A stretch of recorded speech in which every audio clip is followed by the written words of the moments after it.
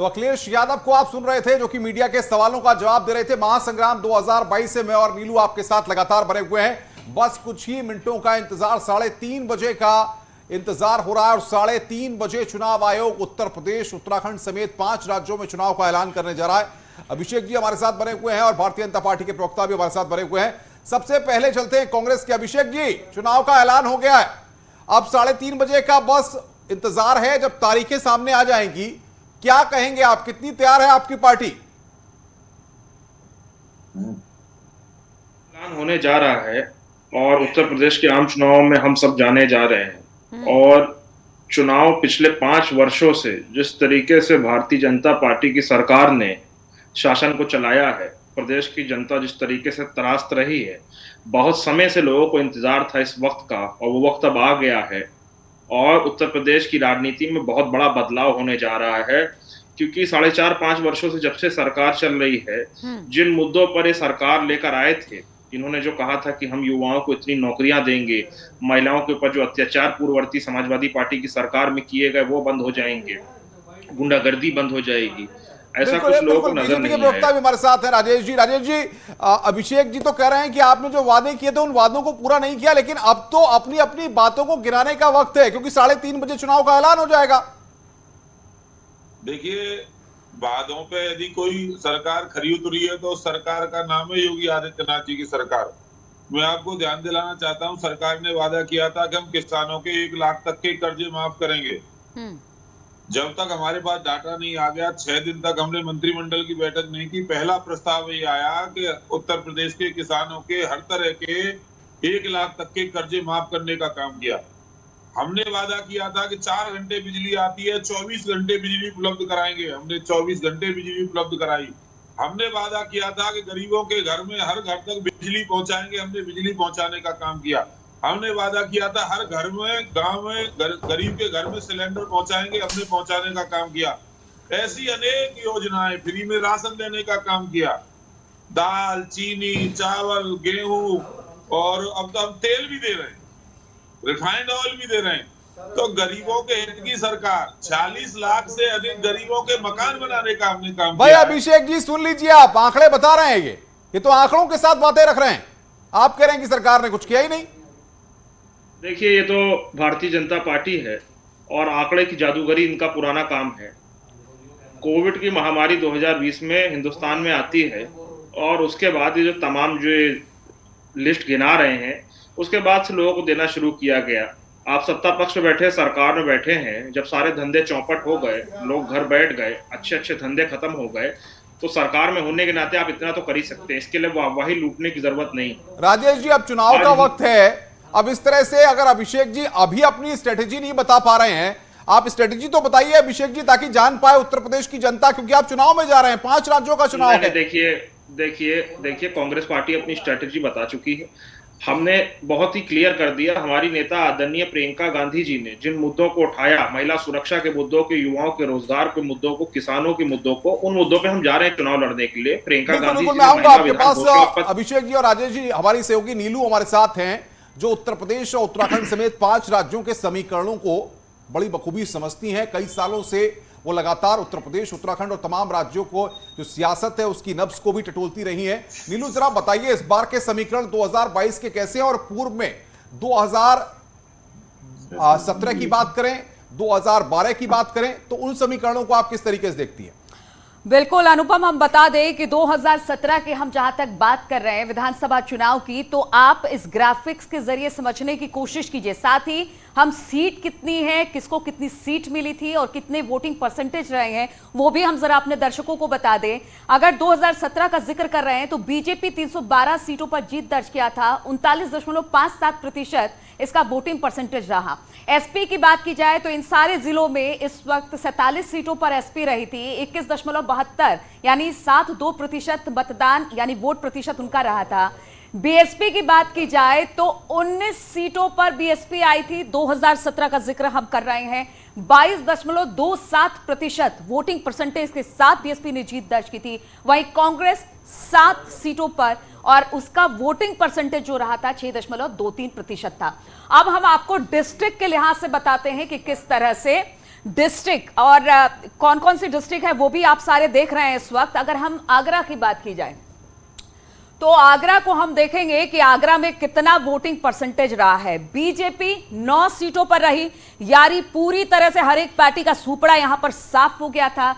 9 seat, और ये जो ऑरेंज सीट है वो बीजेपी की आप देख पा रहे हैं। इस ऑरेंज सीट बीजेपी की है जो 9 सीटों पर आगरा में रही थी। 48.74% यहां पर उसको वोट परसेंटेज मिला था और यहां पर कोई भी पार्टी जीतकर नहीं सामने आई थी। वहीं पर अगर हम बात करेंगे बाकी डिस्ट्रिक्ट्स की तो आगरा के बाद अलीगढ़ चलते हैं जरा हम, और अलीगढ़ में हम देखते हैं कि क्या वोटिंग परसेंटेज रहा था। यहां पर भी जो आप देख रहे हैं 71, 72, 73, 76, 77, 75 और 74 जो ऑरेंज कलर है वो हम आपको बता दें, यहां पर बीजेपी 7 सीटों पर जीत हासिल की थी, बाकी कोई यहां पर अपनी जीत दर्ज नहीं की थी। और सबसे बड़ी बात है इसका वोटिंग परसेंटेज जो अलीगढ़ का रहा था वो 49.56% रहा था। अब हम डिस्ट्रिक्ट के बाद रीजन की बात कर लेते हैं। जरा रीजन की बात करें तो यहां पर आप देख रहे हैं अवध, दोआब, पूर्व, कानपुर बुंदेलखंड, रोहिलखंड और पश्चिम। बात हम सबसे पहले कानपुर बुंदेलखंड की जरा कर लेते हैं तो हम यहां पर आपको दिखाते हैं कानपुर बुंदेलखंड का हाल आप देखिए। ऑरेंज और छुटपुट नीले कलर में आप देख रहे हैं, जहां पर कांग्रेस और बहुत थोड़े से यानी 17.6%, 26% की बात की जाए तो यहां पर एसपी दिखाई दे रही है। कानपुर बुंदेलखंड बीजेपी की जो थी ये 35 सीटें थी, ठीक है, 45.12% थी। एसपी जो हरे कलर से आप देख रहे हैं बहुत छोटी, यानी कि सिर्फ 17.26% इसका 2 वोट या 2 विधानसभा क्षेत्र में इसने 2 सीटों पर जीत दर्ज की थी। वही कांग्रेस की बात की जाए 1 सीट सिर्फ यहां से मिली थी जो कि 9.09% थी। आप देख पा रहे हैं एकदम नीले कलर का बहुत छोटा सा ये एरिया कवर किया है। अन्य ने 1 सीट यानी 8.30 सीट थी। तो इस तरह से उत्तर प्रदेश का जो चुनाव होगा वो इस तरीके का 2017 में रहेगा। अब जरा हम बात कर लेते हैं, पहले हम बैक चलते हैं उसके बाद हम देखेंगे कि क्या कुछ है और ओवरऑल की हम बात कर लेते हैं।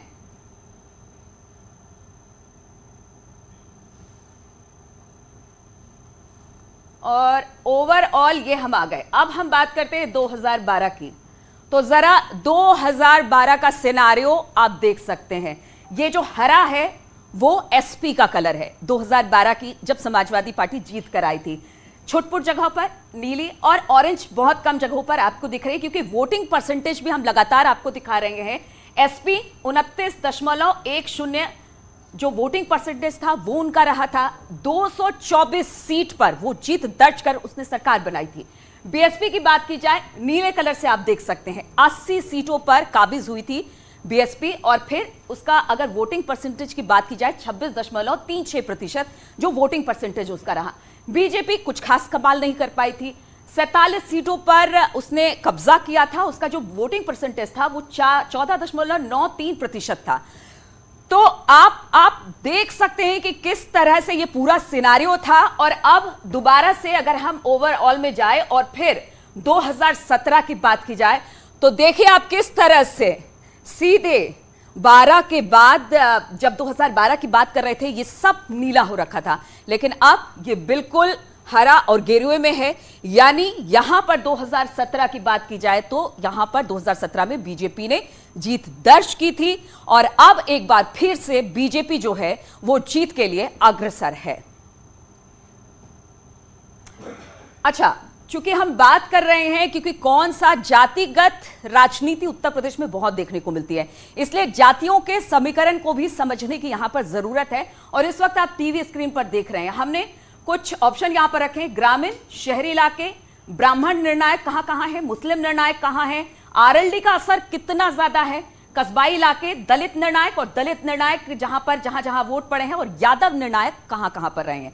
तो सबसे पहले हम मान लीजिए ब्राह्मण निर्णायक की बात की जाए तो हम आपको दिखाएंगे कि किस तरह से 2017 की हम बात करें, जो गेरुआ कलर आपको दिख रहा है वो बीजेपी का है और ब्राह्मण वोट सिर्फ इतना पड़ा है 2017 है, यानी 41 सीटों पर बीजेपी को ब्राह्मणों का सपोर्ट मिला है। वहीं पर अगर अन्य की बात की जाए तो 3 सीटों पर अन्य को साथ मिला है ब्राह्मणों का। एसपी बहुत कम। यहां आप ब्लू कलर में जो आप देख रहे हैं, इस ब्लू कलर की सीट पे आप देख सकते हैं कि किस तरह से ब्लू में 2 है, यानी बीएसपी की बात हम कर रहे हैं। और यहां नीचे आप एक सीट पर देख सकते हैं कि एसपी है। तो आप सोच सकते हैं कि किस तरह से आप ब्राह्मणों का वोट मिला है।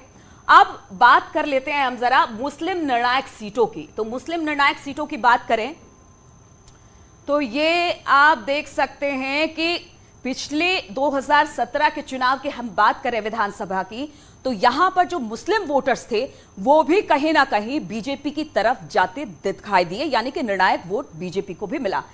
गेरुआ कलर जहां जहां है वहां आप देख सकते हैं 85 सीट ऐसे मुस्लिम निर्णायक, जहां पर मुस्लिम बाहुल्य इलाका था, जहां पर बीजेपी को वोट पड़े। बीजेपी 85 सीटों पर जीत कर आई है। 38.88% वोट बीजेपी को मुस्लिम बाहुल्य इलाके में मिले। एसपी 22, जो आप हरा कलर यहां पर देख रहे हैं, 25.13%। बीएसपी की बात की जाए तो 5 सीट उसे मिली है, 21.54% वोट। वही कांग्रेस को बहुत कम, यानी 3 मोहभंग कहीं ना कहीं मुस्लिम्स का हुआ है कांग्रेस से, जो कि 2017 में दिखा 6.51%। और एक बार फिर से हम बात कर रहे हैं जिस तरह से उत्तर प्रदेश का हमने आपको दिखा दिया कि किस तरह का रहा। अब हम आपको उत्तराखंड का हालचाल भी दिखाते हैं कि 2017 में क्या कुछ रहा था। और ये रहा उत्तराखंड। और अब आप उत्तराखंड भी देख सकते हैं कि किस तरह से 2017 में ये पूरा जो इलाका आप देख रहे हैं, ये जो पूरे जिले देख रहे हैं, वो गेरुआ रंग से रंग चुके थे। 57 सीटों पर बीजेपी ने काबिज होकर सरकार बनाई थी और 46.59% वोट बीजेपी को मिले थे। वहीं कांग्रेस, जो आप नीला कलर देख रहे हैं, वो कांग्रेस का कलर है। बहुत कम सीटों से संतोष कांग्रेस को करना पड़ा था। 11 सीटें उसके खाते में आई थी। 33.55% वोट कांग्रेस को मिले थे। वहीं अन्य के खाते में 2 सीटें गई थी। 19.85% सीट मिली थी। तो आप देख सकते हैं कि किस तरह का सिनारियो, लगातार हम आपको बताते रहेंगे, दिखाते रहेंगे उत्तर प्रदेश और उत्तराखंड का हाल। लेकिन इस वक्त प्रियंका गांधी कुछ कह रही हैं, आइए सीधे चलते हैं। उसने कहा मैं लड़ूंगी। उसका केस उन्नाव में दर्ज नहीं हुआ। रायबरेली गई, पास वाले जिले में, वहाँ पे केस दर्ज कराया। जब जब उसको केस लड़ने के लिए या कचहरी में जाना पड़ता था, खुद सुबह 6 बजे उठकर उन्नाव से रायबरेली ट्रेन लेके जाना पड़ता था। ये एक बात मेरे मन में बैठी जब मैं उसके घर से निकली। उसके पिताजी ने मुझे कहा कि उसने अपने पिताजी को कहा, पिताजी मैं ये मेरी लड़ाई है, मैं खुद लड़ूंगी। और वो लड़ाई लड़ी और लड़ने के बावजूद उसके साथ ये हुआ। जब मैं उसके घर गई तो उसके संघर्ष को जारी कौन रख रही थी? उसकी भाभी, एक महिला। मैं दूसरी महिलाओं के घर गई जहाँ पे अत्याचार हुआ था, वहाँ भी महिलाएं लड़ रही हैं।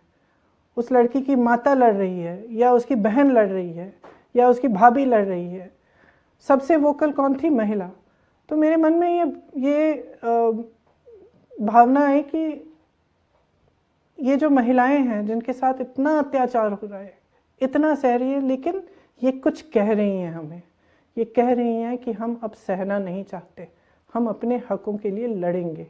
तो वो जो भावना है, उसी से इंस्पायर्ड एक्चुअली ये हमारा स्लोगन है। और जब हम महिला की अपनी पर्सनल एम्पावरमेंट की बात करते हैं, तो ये है कि अब अंदर से हमें समझना है कि कुछ भी हो जाए, हमारे अंदर वो शक्ति है कि हम अपने लिए खड़े हो सकते हैं। और अगर हम सब महिलाएं ये समझ लें, एकजुट हो जाएं, तो एक इतना बड़ा फोर्स बनेगा कि हम समाज को, राजनीति को, अपने भविष्य को खुद बदल पाएंगे। तो I think, sorry I answered in Hindi, I forgot कि आपने इंग्लिश में क्वेश्चन पूछा था। एक और इंग्लिश का क्वेश्चन दिख रहा है यहाँ। As of now, majority of the current leaders are male, even in Congress party. Wouldn't the 40% reservation of seats be too progressive an approach considering this status quo? Look, if you have to bring about change, you have to take a very strong step. I actually was in favor of 50%. And after discussion, I thought, okay, let's start with 40 and we'll go up to 50 we'll see how this goes. I don't think it's too progressive a step. I think it is the step whose time has come. It is time now for women to stand up, to understand we are 50%. Actually, 40% is not enough. 50 is the right percentage. So I feel very strongly about that. Okay, आप UP में बहुत सी पीड़ित लड़कियों के घर जाती हैं, परिवार का दुख बांटती हैं। एक महिला होकर आप इस तरह के अत्याचार के बारे में क्या सोचती हैं? आई थिंक ये क्वेश्चन मैंने अभी आंसर कर ही लिया। मैंने जो चीज़ें देखी हैं इन लड़कियों के परिवारों में जाकर, वो मैं रिपीट भी नहीं कर सकती कि कितनी पेनफुल, कितनी दुखद परिस्थितियों में उनके वो परिवार रहे हैं और उनके साथ जो अत्याचार है, जिस तरह से किया गया है, जिस तरह से प्रशासन, पुलिस ने उनकी मदद नहीं की। अत्याचार हो रहा है, बलात्कार हुआ है, अपराधियों पर आप एक्शन नहीं ले रहे हैं, उल्टा आप महिला के परिवार पर और महिला पर आरोप लगा रहे हैं। और उस परिवार पर क्या नहीं बीता, उन परिवारों पर क्या नहीं बीता, मैं बता भी नहीं सकती। इस मेरे पर, मुझ पर, मेरी राजनीति पर भी एक बहुत बहुत गहरा प्रभाव पड़ा है इन एक्सपीरियंसेस से, इन अनुभवों से।